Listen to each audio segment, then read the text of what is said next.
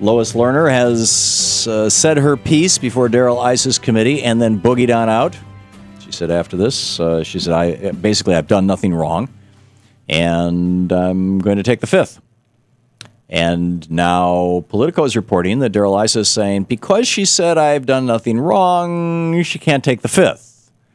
Like this Article 1 group, the legislature is operating under Article 3 rules, the judiciary. Although, taking the fifth or not taking the fifth is not, or the circumstances under which you can do it is not in the Constitution in any case. The fifth is the Fifth Amendment to the Constitution that we're referring to. It's going to be interesting to see how this plays out. And, but, the main thing is, from Darrell Iss's point of view, is it keeps him in the headlines for another day, which is his goal in life. In any case, this all points back to this issue of what was the IRS thinking? What were they doing when they were saying Tea Party groups, conservative groups, right-wing groups? Are they really social welfare organizations? Maybe we should double-check before we rubber stamp their applications. No problem with a food bank, presumably, or a church, or a community for abused kids, or a school, but Tea Party? Cleta Mitchell is with us. She is the counsel, the attorney for True the Vote, truethevote.org, the conservative organization that is working to fight voter fraud, which would be characterized by some as preventing people from voting. Cleta, welcome to the program. Well, thank you for having me. Do you? I understand that truethevote.org or True the Vote .org. Has applied for nonprofit status. Actually, applied several years ago, and has not yet been granted that tax exempt status. And so you're taking this to court. Do I have that right? Well, yes. I mean, one of the things that you must remember is that the IRS and its leadership and the administration people keep saying, they keep acting as though, well, all this IRS stuff happened, and we found out about it in 2012, and it's over. Mm-hmm. Well, it's not in the past tense, because there are still dozens and dozens, maybe hundreds of groups who are still awaiting the letters of determination of exempt status from the IRS. So as far as I'm concerned, this is not in the past tense. This is ongoing. Yeah, there was a significant explosion after Citizens United in the number of groups, particularly on the right. That's not true. That is like saying that as a result of Mother's Day, there is suddenly a huge number of college graduates who don't have jobs. Just because things happen in proximity in time does not mean that they're related. Okay, well, let's say that it's unrelated to Citizens United, because actually the big increase was in 2012. It wasn't in 2010, and Citizens United was 2010. So let's stipulate that. It doesn't matter. The fact of the matter is there has been a substantial increase in the number of conservative groups who are applying for 501c3 status. And what I'm wondering, I get social welfare, or at least I think I do. In fact, I always thought that social welfare and liberal were like relatively interchangeable. You're thinking of social justice. No, I'm thinking of social welfare. Oh. That's what, is that not the phrase that the IRS code, that Section 501c3 requires? 501c organizations, there are about 22 separate subparagraphs in Section 501c of the Internal Revenue Code. A 501c3 is a charitable, educational, literary, scientific organization. Okay. Those are religious. Those are 501c3 organizations. Okay. Is your group applying for C3 status? True the Vote is a 501c3 organization. That's what we've applied for, yes. So are you charitable? We are a charitable and educational organization, yes. So stopping people at the polls and asking them for their ID is charity and education?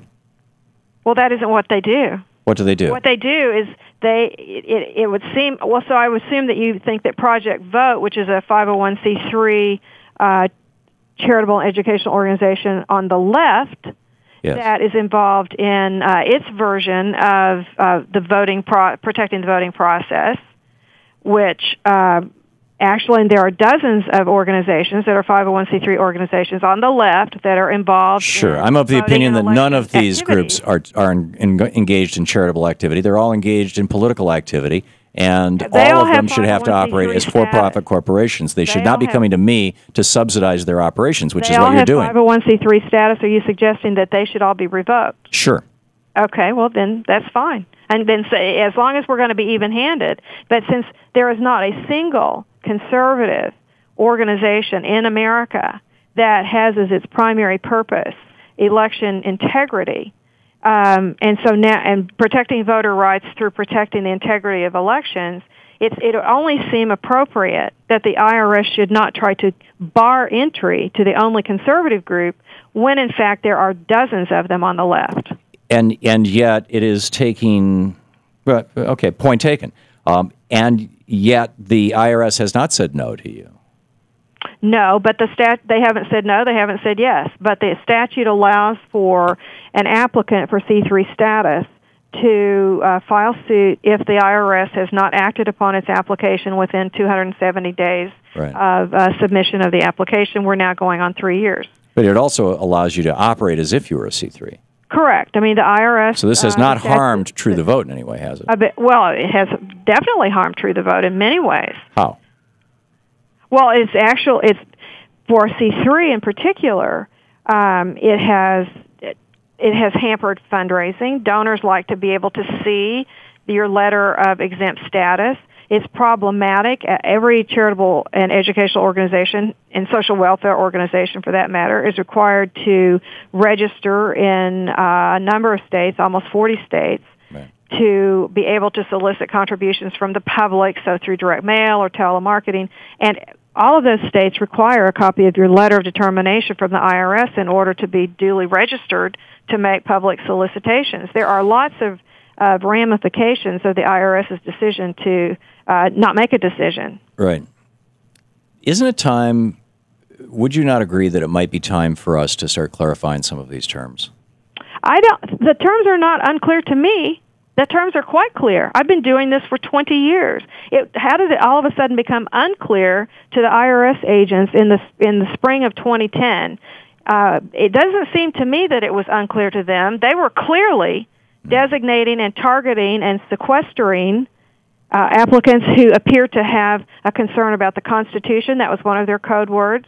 Who were concerned about making America better, who were concerned about government spending, deficits, Obamacare, all of those things. They seem to be pretty clear in what they were doing. For several weeks at least, or several months. How about continuing through today? Well, if that's the case, if political groups on the right are being identified for doing things that are essentially the mirror image of what's being done on the left, and the ones on the left are being approved and the ones on the right are not being approved, then I'm on your side. Well, that's what's happened. And I get it that you're asserting that. Now, on the other hand, has been testified to. On the other hand, I think that what we are seeing is an absolute explosion of groups claiming tax-exempt status. And tax-exempt status basically means that all the rest of us taxpayers have to carry your load. That isn't true. Sure it is. You don't get. Well, how is that possible? If you're not, are you claiming exemption from property taxes?